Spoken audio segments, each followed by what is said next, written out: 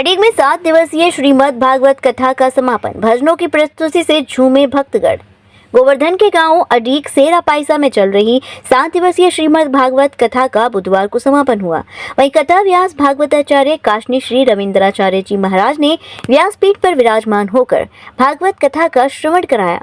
श्रीमद् भागवत कथा में विभिन्न धार्मिक प्रसंग सुनाए गए। साथ ही भजनों की प्रस्तुति से भक्तगण आत्मविभोर होकर झूम उठे। साथ ही श्रीमद् भागवत कथा का बुधवार को समापन हुआ। भगवान श्री कृष्ण के वात्सल्य व असीम प्रेम के अलावा उनके द्वारा की गई विभिन्न लीलाओं का वर्णन कर वर्तमान समय में समाज में व्याप्त अत्याचार, कटुता, व्यभिचार को दूर कर सुंदर समाज निर्माण के लिए युवाओं को प्रेरित किया गया। इस धार्मिक अनुष्ठान के समापन दिवस पर भगवान श्री कृष्ण की सर्वोपरि लीला रास लीला, मथुरा गमन, दुष्ट कंस राजा के अत्याचार से मुक्ति के लिए कंसवध, शिशुपाल वध एवं सुदामा चरित्र का वर्णन कर लोगों को भक्ति रस में डुबो दिया गया। इस दौरान भजन गायकों ने उपस्थित लोगों को ताल और धुन पर नृत्य करने के लिए विवश कर दिया। इस कथा में बड़ी संख्या में महिला पुरुषों भक्तों ने आनंद उठाया। उन्होंने सुंदर समाज निर्माण के लिए गीता से कई उपदेश के माध्यम से अपने को उस अनुरूप आचरण करने के लिए कहा। जो काम प्रेम के माध्यम से संभव है वह हिंसा से संभव नहीं हो सकता। समाज में कुछ लोग ही अच्छे कर्मों द्वारा सदैव चिर स्मरणीय होता है, इसी इतिहास इसका साक्षी है। कथा के पश्चात आरती की गई व सभी भक्तों ने प्रसादी ग्रहण की। भागवत में जो अब इतना आनंद आया है सभी माता बहनें महिलाओं को, और पूरा आज 7 दिनों का आज वर्णन किया है। भागवत में इतना आनंद आया है, कोई संभावना नहीं है, इसकी प्रशंसा करना भी दुर्लभ है। इतना आनंद चला है कि पब्लिक को बिल्कुल तरबतर हो गई है। सभी माता बहनें, सभी भाई बंधु इतनी जोर से और उत्सव से मनाया गया है आज। मगर लास्ट दिन था, 7 दिन की आज ही सप्ताह में वर्णन किया गया है। सुदामा की लीला थी आज लास्ट एंड, कल भंडारा भोजन है। देखिए, मेरा नाम महेश सैनी है। मैं सभी का स्वागत करता हूं, सभी भक्तजनों का स्वागत करता हूं।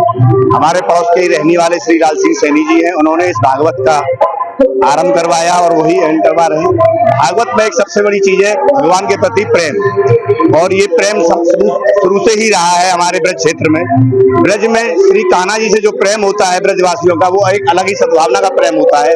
और सारे 7 दिन की जो लीला है वो कृष्ण भगवान के ऊपर ही है। कृष्ण भगवान का जो प्रेम है और आज का जो वर्णन किया गया उसमें एक मित्रता का प्रेम का वर्णन भी किया गया।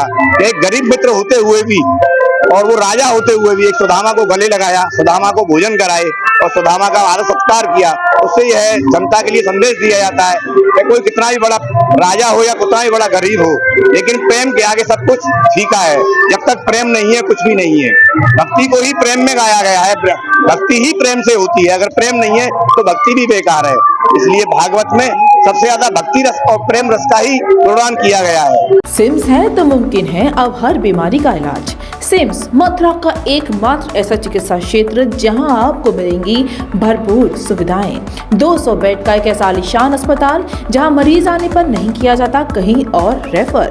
मेडिकल की हर सुविधा से सजा हुआ सिम्स हॉस्पिटल, जहां आपको मिलेंगे एक से एक विशेषज्ञ।